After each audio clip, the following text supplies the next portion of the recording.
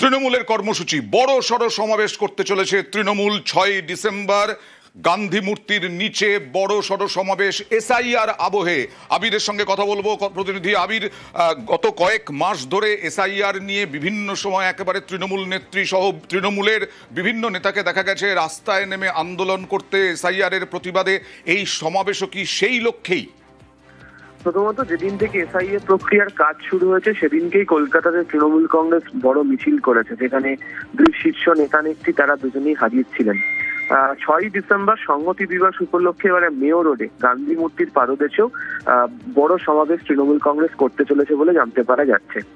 ছাত্র যুব সংখ্যালঘু সেল তারা একসঙ্গে থেকেই সমাবেশ করবে এবং রাজনৈতিক শক্তি প্রদর্শন করার ক্ষেত্রেই সমাবেশ কাজ করছে, এমনটাই তৃণমূল অঞ্চলের খবর।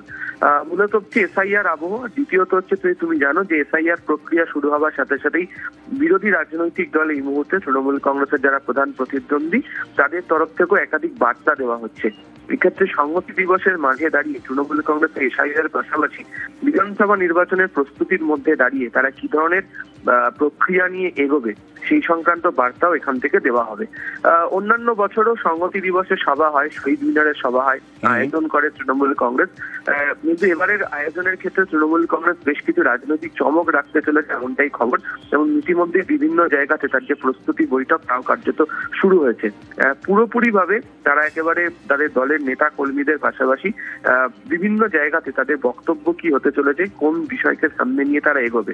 এবং তুমি জানো যে 4 তারিখের পর ডিসেম্বরের 1 মাস পূর্ণ হয়ে যাবে এবং তারপরে ড্রাফটিং এর যে কাজ শুরু হবে তার আগের মাঝের অংশে দলের নেতা কর্মীদের ভূমিকা কি এবং এসআইআর নিয়ে তৃণমূল কংগ্রেসের কি বক্তব্য সেটিকেও এই সংহতি সমাবেশের মঞ্চ থেকে তারা তুলে ধরবে। বেশ, আরো একটি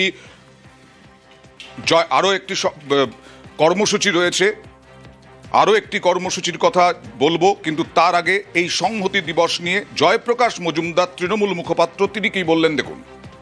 সংহতি দিবস 6 ডিসেম্বর মানে যেদিন বাবরি মসজিদ ধ্বংস করেছিল বিজেপির গুন্ডা বাহিনী, তৃণমূল কংগ্রেস দীর্ঘদিন ধরে উদযাপিত করে সর্বধর্ম সমন্বয়ের মাধ্যমে সম্প্রীতির বার্তা দিয়ে।